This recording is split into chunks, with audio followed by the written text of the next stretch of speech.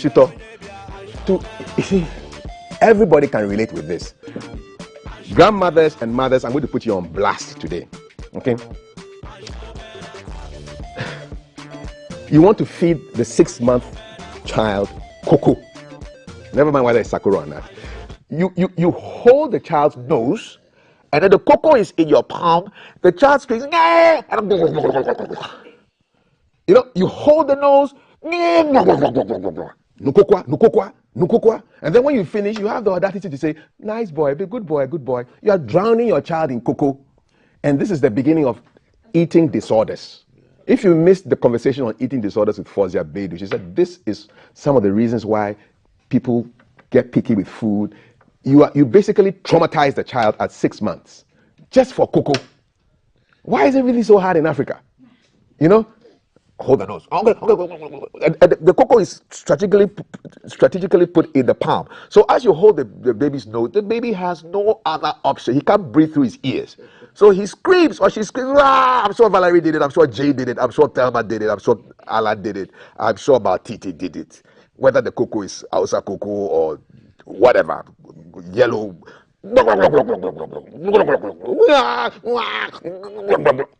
Listen, you could drown your child in cocoa. Please. My grandma did it to my youngest brother, Koshi, the musician. Grandma, rest in peace. But please, you did it. I saw it. I saw it with my own eyes, 1980, South Labadi Estate. No, 81. He was about 6 months there. And then please, you are causing eating disorders. Feed the children. If they want to eat, yes. If they don't want to eat, don't force them. Okay? That's my little rant. Mothers and grandmothers on blast. I wish you well. This is your son and your grandson, Kafui, just giving you retrospective advice. Akpenami, Nyaselao. Good. Now we can come back to 2023, 5th of July. And the day after, according to Daily Graphic, Akufo-Addo resurrected Kwame Nkrumah. What a headline, Daily Graphic. What a headline. And there are more headlines in the Daily Graphic. Crossing the Volta Lake to school. 5 officers jailed 2 days for beating court bailiff. What vim? You actually attack a court bailiff. I'm going to ask the lawyer here what that means. And then the AG, Attorney General, decries public commentary on court cases. The Finder leads with MPA shuts down 16 illegal Gao fuel stations. I love the word, Gao. Yeah, in Upper East. Evangelists and prophetess jailed for 11 years for stealing 265,000 cedis. Evangelist and a prophet. Wow. What a piece of news. Okay. Magnificent Nkrumah Park opens, projected to attract over 1 million tourists each year. Republic, Malam jailed 6 months for defiling 6-year-old. It's even too small. Your worship, your Lord, my Lord. Eastern region, Latte chiefs threaten demo over bad roads. So there's a couple of headlines in the news. My guest is seated. He is a private lawyer. He's a member of the NDC's legal team. Samoa Ado. How you doing? I'm fine. How are you doing too? I'm great. This bailiff who attacked, this fire officer who attacked the bailiff. Yes. That's serious, right? That's actually contempt of court. I'm sure they were taken to the process of contempt. It's actually interfering with the administration of justice. Attacking a bailiff. Yes, it's as if you have attacked a judge, because the bailiffs are officers of the court. So any act that you do that interferes with the ability to carry out the assigned duties by the court. Remember that if you are serving you with the writ, they come with the authority of the Chief Justice to basically summon you to come to court to answer to whatever claims that have been filed against you. So if in the course of their duties you do anything to them, including physically attacking them, that's a crime on its own, and also quasi contempt. So that is a very serious thing, and I would advise anybody, if a bailiff approaches you, identifies himself as a bailiff, all you have to do is receive the process, sign it, and go and see a lawyer. You don't have to attack him for serving you, and it happens sometimes, especially with land cases and all that.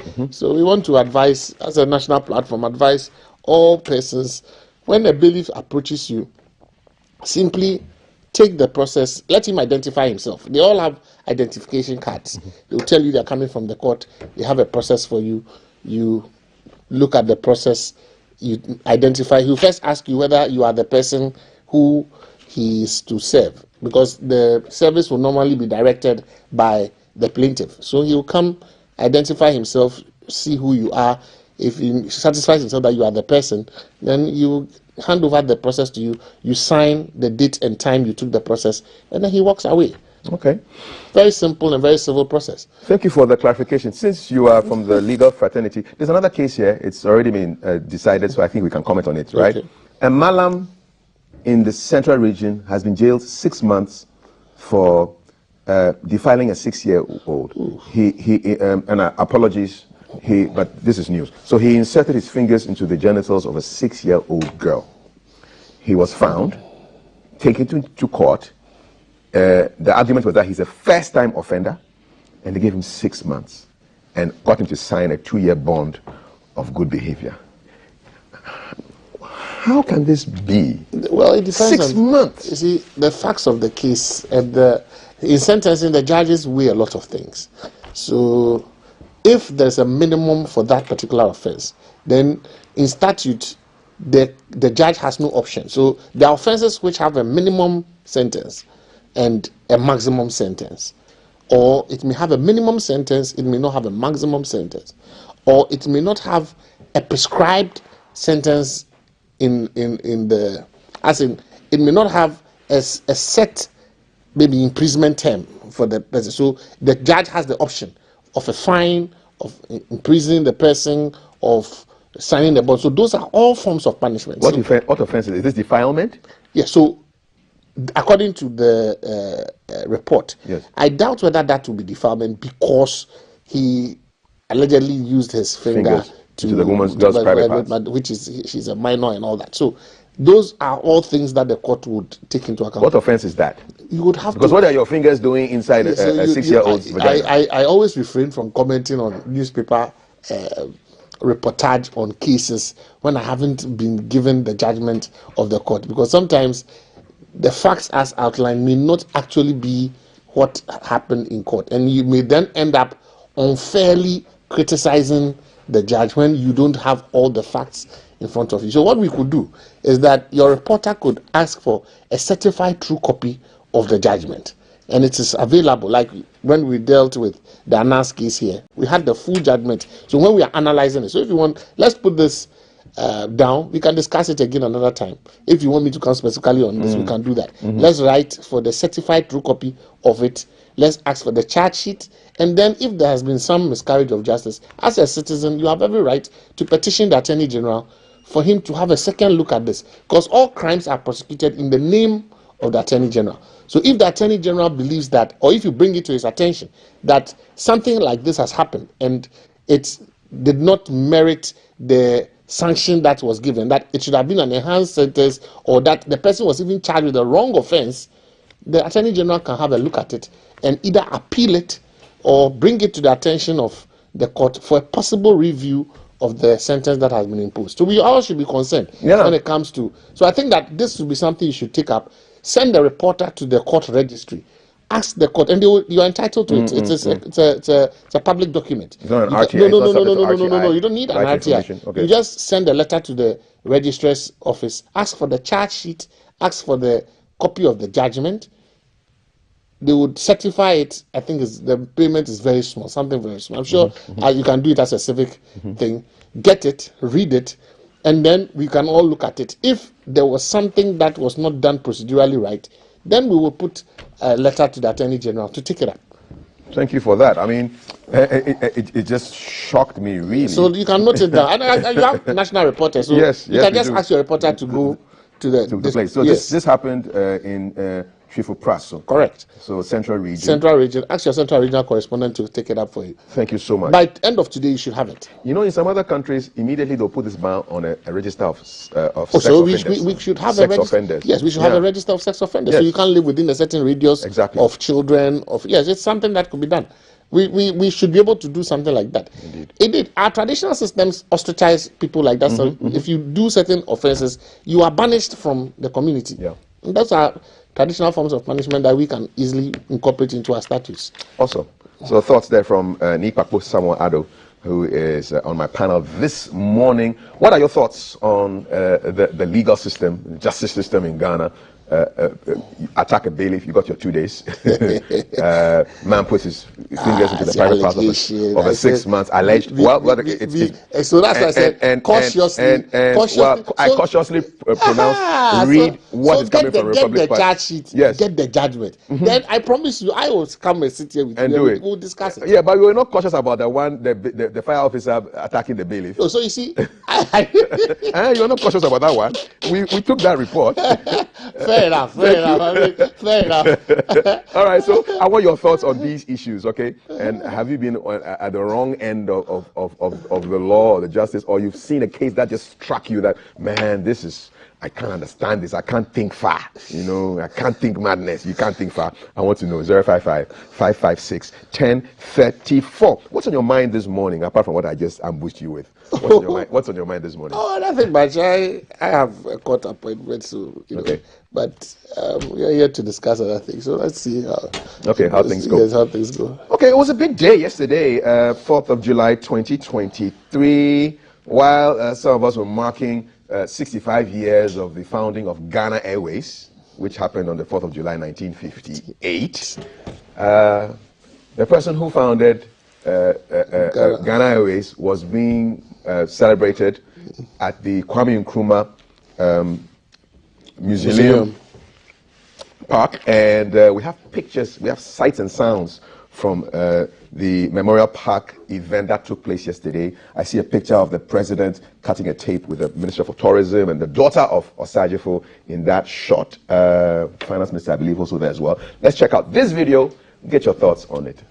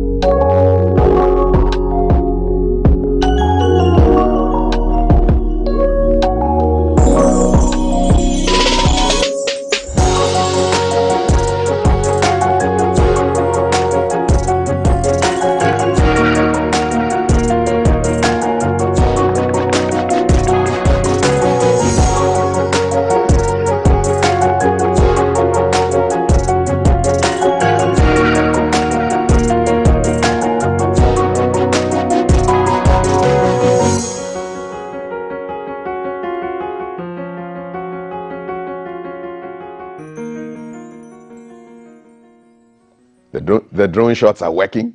The angles are working. I mean, Nkrumah is Nkrumah. Man, this is wonderful, and I can imagine a lot of people streaming through the doors of this Memorial Park. It's befitting of the legacy of Kwame Nkrumah. I remember when the mausoleum itself was first inaugurated, and I was watching on TV with my father, my late father, and he he made a point about letting you understand who and why Kwame Nkrumah was that important, And my father worked at VRA, and so I've always had a certain affiliation with the Akosombo Dam. And if you understand that in that time, somebody could have the vision that a newly independent country would need that energy, requirement, and in addition, even had excess capacity for future expansion, and you look at all the major things. Look at the motorway. In over 60 years, we have not been able as a country to put up any road network to even expand upon it. Even if you go to next door Nigeria, if you go to Abuja right now, we can't compare ourselves to Abuja when it comes to the capital city and the road network. It's a shame. So, would we ever have a leader like that? I don't know. Such leaders may be coming once in a generation.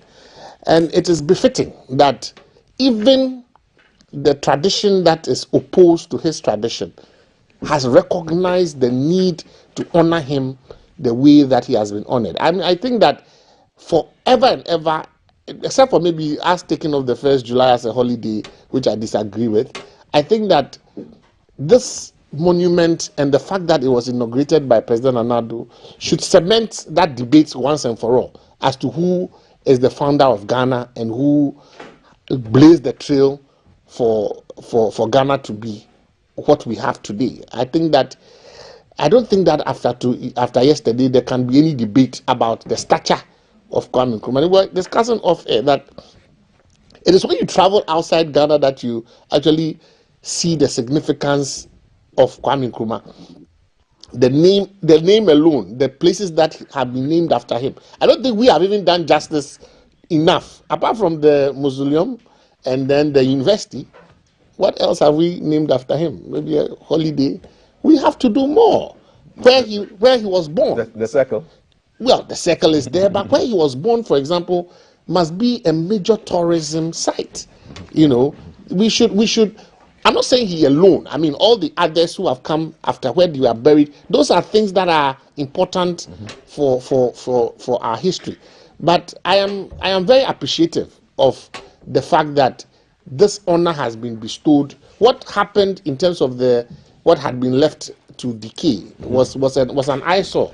And so we are grateful to God for the honor that has been done him. It also allows for our up and coming generation, our own children, my own children, to be able to visit this edifice. I hope I'll be able to take them there soon to just go and see and understand, because they read the textbooks and know, Kwame Nkrumah is the first president of Ghana. It's good to see it. All right. So okay. I definitely have to take a trip there myself. I think we should be honored as a country to have done what we did for the first president. It was about time. Awesome. Yes. All right, you're watching #GTV Breakfast.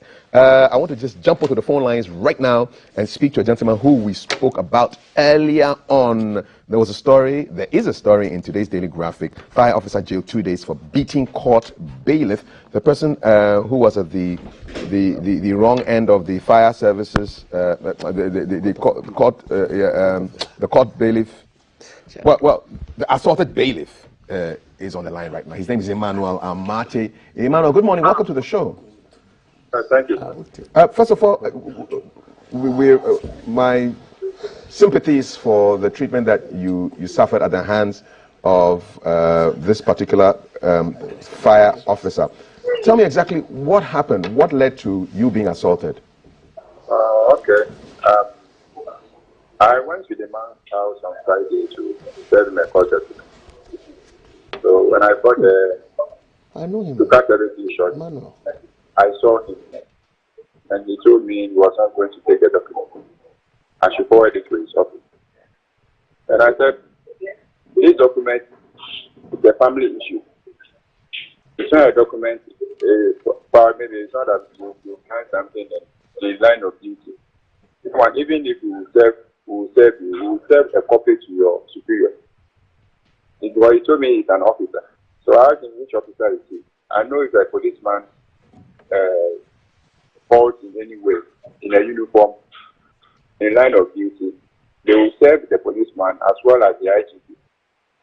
But I told him this document is a family issue, that he has to take it and then forward it to his lawyer for his lawyer to respond. And he said he was not going to take the document. I persuaded him enough and told him that the law permits me to drop the document on the floor if he refuses to take the document. And he said, I should do whatever I want to do. I can even drop the document on the floor. And then I told him, if he feels I didn't treat him well, this is my life, this is where I work. He can come to the court and then lodge his complaint against me. He said, well, he has made up his mind. He's not going to take the document. So I should do whatever I want to do. So I dropped the document on the floor, took my bag, turned and then just to take my leave. I took about 2 to 3 seconds and then the attack came from behind. Struck me from behind. So there was a car parked in the house. So I went straight and fell on the vehicle. And he grabbed me in my shirt, my bag and my shirt, trying to put the document into my shirt. I then turned and then stretched my arms because the way it was charging at me, I had to shield myself. So I stretched my arms, trying to shield myself. All of a sudden, he used the forehead to strike my mouth. Together with his son, while the son was holding my shirt and my brother, the dad was pouncing on me. So an old man in the house was the one who came and then visited us. Then I told him, okay, I'm going to report at the police station. And he also told me, well, I'm also coming to the police station to make a report. So that was actually what happened in the house. Once again, our sympathies for what you suffered. He's been jailed for 2 days, and some of your colleagues are not happy. Quote, we do not want to take the law into our own hands, but we think it is not fair for the judge to impose only 2 days sentence on someone who decided to beat an officer of the court. This is one of your colleagues, unnamed, but it's reported in today's graphic. How do you feel after the sentencing of this chap? Well, I feel relieved because this is not the first time really have been assaulted. And I think this one has gone to the public. What's it like to be a bailiff? I mean, how dangerous is the job? Well, it's dangerous.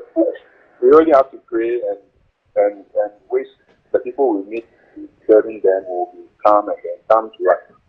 But at times you will go to somewhere and the person will tell you he's not going to accept the document. That's where the problem comes. You have to convince him and convince him. If he says he won't take, you can't also return the document to court and say, I met the person and they have refused to take it.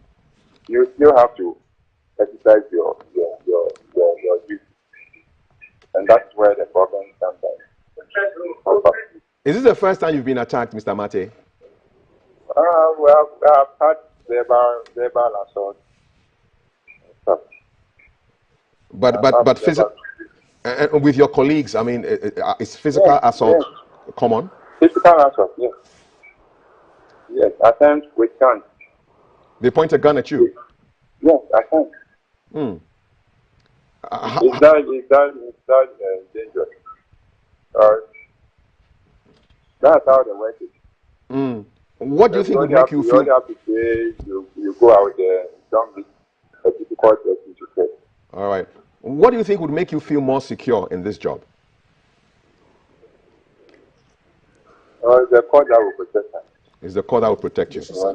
But I can't go for service. Holding a gun. Do you serve these documents with police protection? No, the police protection comes in only when the court gives an order that the bailiff needs the protection. Perhaps I've gone to the place and the person was violent or the area was not that secure. Then I can return to the court and say, this is what happened. So I need protection from the court. That is when the court will give an order. Okay. I don't know whether there's any comments from my guests who are here. Do you have anything you want to tell Mr. Mate, Mr. Ado? No, I know him personally. Both of us, I'm sure. Perhaps. Oh, you know him personally? Yes, we all know